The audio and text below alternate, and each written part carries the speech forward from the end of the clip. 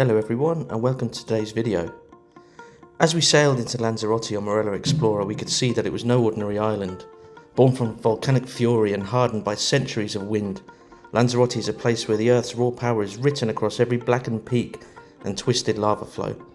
Today we venture into its most iconic landscape, the living, breathing heart of the island, Timanfaya National Park, where the ground still trembles with heat and the echoes of eruptions past linger in the air.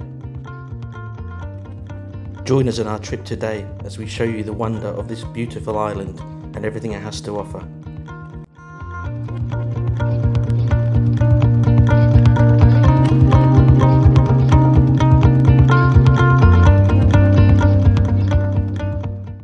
After a short drive southwest, we started to enter the volcanic lava fields of Timanfaya National Park, and it felt like we were being transported from a lush, green oasis into a vast lunar landscape.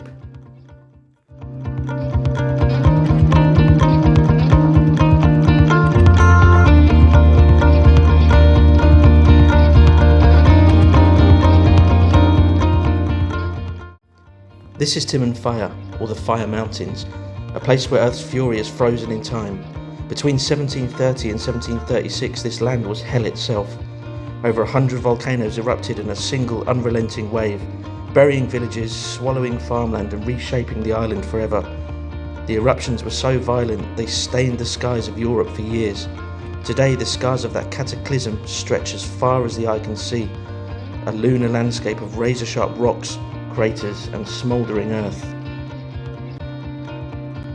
Our first stop on this trip was to Isla de Hilario, a barren patch of rock which is the island's main stage, where Mother Earth puts on her most fiery performances, and the star attractions, 3 shows you won't find anywhere else. This is the Bramble Inferno, the ultimate magic trick. Watch as the park rangers toss dry brambles into this innocent looking hole, and whoosh! Instant bonfire, no matches needed. It's like the ground itself is shouting, "Still got it," after 300 years. Scientists call it residual geothermal heat. We call it nature's flamethrower.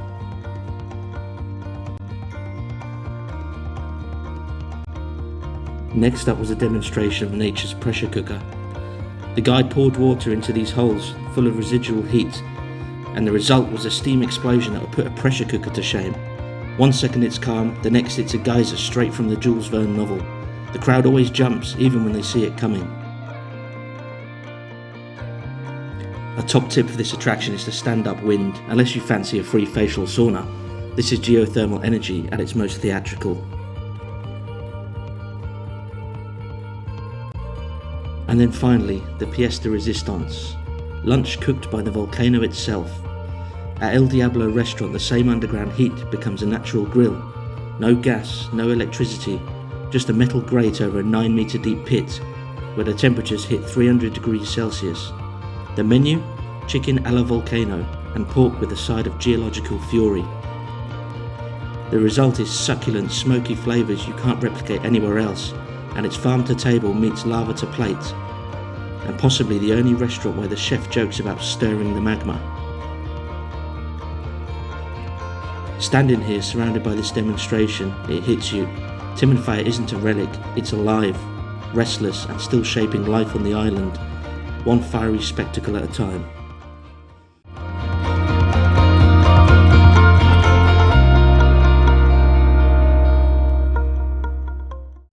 To truly grasp the scale of Timanfaya's fury, we take the Ruta de los Volcanes, a winding road to the heart of devastation.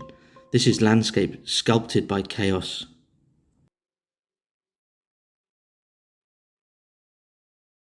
The lava here tells a story.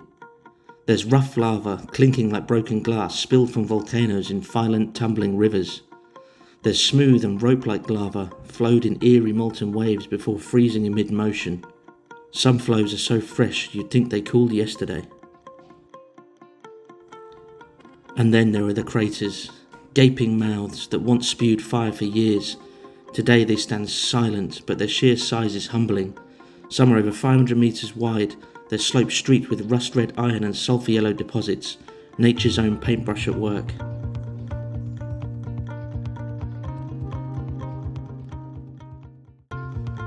The ground here isn't soil, it's pecan, a fine volcanic ash that acts like a sponge, trapping moisture for the few plants daring enough to grow. Without it, Lanzarote would be a true desert. But why is Timanfaya still so hot? The answer lies deep below. This park sits atop a magma chamber just 3 to 5 kilometers underground, one of the shallowest in the world. While the last eruption was in 1824, the heat remains, turning this land into a natural laboratory of geothermal power.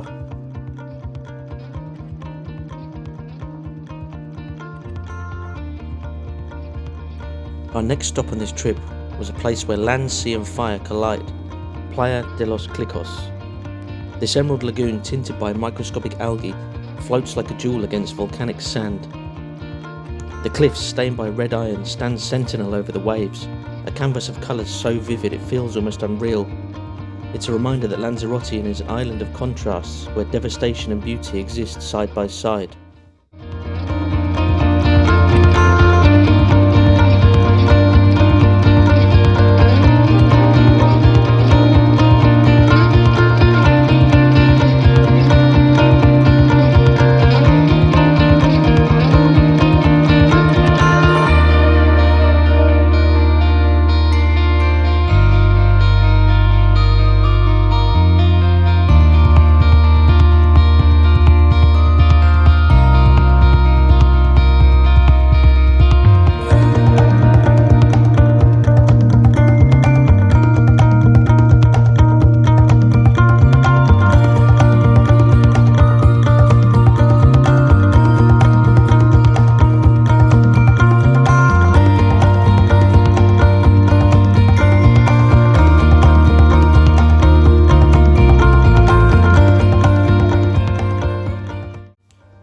From fire, there is life.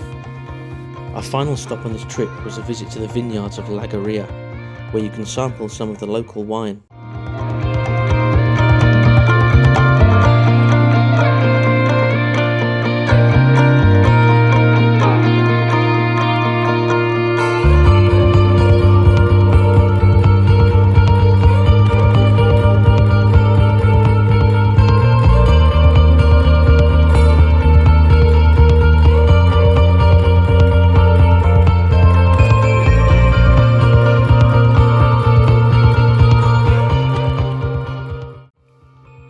In Lanzarote and across the island, Lanzarote's farmers faced a puzzle: how to grow vines in a land scoured by wind and blanketed in ash. Their solution? Dig deep pits for each plant, shielding them with crescent-shaped rock walls. These zocos trap moisture, deflect the wind, and absorb the sun's heat. An absolute masterpiece of agricultural ingenuity. These zocos are visible throughout the island. The work is entirely done by hand, no machinery can navigate the pits. The vines, mostly Listan negro for reds and Malvasia volcanica for whites, grow low to the ground, their gnarled trunks telling stories of decades battling the elements. As we head back to the ship for our next destination, Lanzarote stays with us, not just in our photos and videos, but in our memories. The heat of Timanfaya beneath our feet, the taste of volcanic wine, the shock of the Emerald Lagoon. These aren't just sights we saw, but experiences we felt, and that's the magic of this extraordinary island. It doesn't just show you something new, it changes how you see the world. If you like this video, please give it a thumbs up and subscribe to our channel for more future content. Thanks for watching.